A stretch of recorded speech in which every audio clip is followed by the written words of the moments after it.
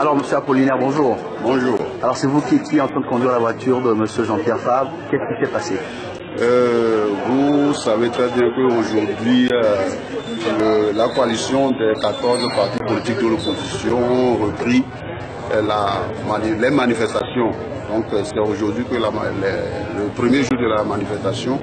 Donc, l'ensemble des partis qui se regroupent dans la coalition sont déplacés pour aller sur les lieux de départ des manifestations. Donc nous étions premièrement au point 1, c'est-à-dire hôtel Santa Maria.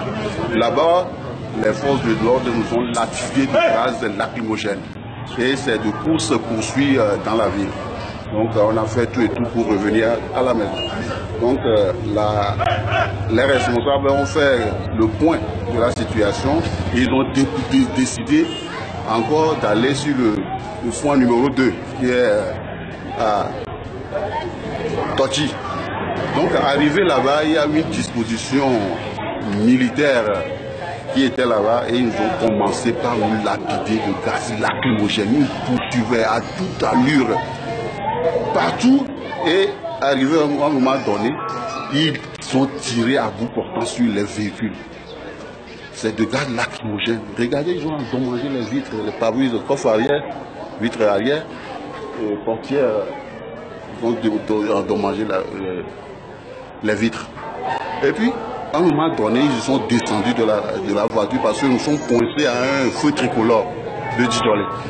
Donc ils sont descendus, ils sont venus tirer, ils voulaient ouvrir la portière, là où se trouve le chef de file de l'opposition. Ils voulaient ouvrir, donc c'est bloqué. Ils ont défoncé, mais ils ne sont pas arrivés à le faire. Et ils ont pris l'arme qu'ils tenaient en main pour caillasser le portière arrière. Et à un moment donné, nous sommes bloqués et j'ai fait tout et tout pour les échapper, mais ils ont continué par nous poursuivre. La voiture suivieuse du président, là où se trouvent les jeunes de la sécurité de l'ANC, la voiture aussi est endommagée, il faut regarder. Donc c'est monsieur qui se dit responsable, ou bien les hauts responsables de l'État, le ministre de la Sécurité, le ministre de la Défense, le chef d'État, le chef d'État-major de l'armée, ce sont des sanguinaires, des criminels. Aujourd'hui, ils voulaient assassiner les responsables, y compris les militants de la coalition. C'est ce qui s'est passé. C'est-à-dire, c'est horrible ce qui s'est passé. Bon, je ne sais pas comment expliquer. Je n'ai jamais vu. Aujourd'hui, ils ont décidé de terminer, d'éliminer les responsables, y compris nous, les militants. Mais on les met en garde, ce n'est pas encore fini.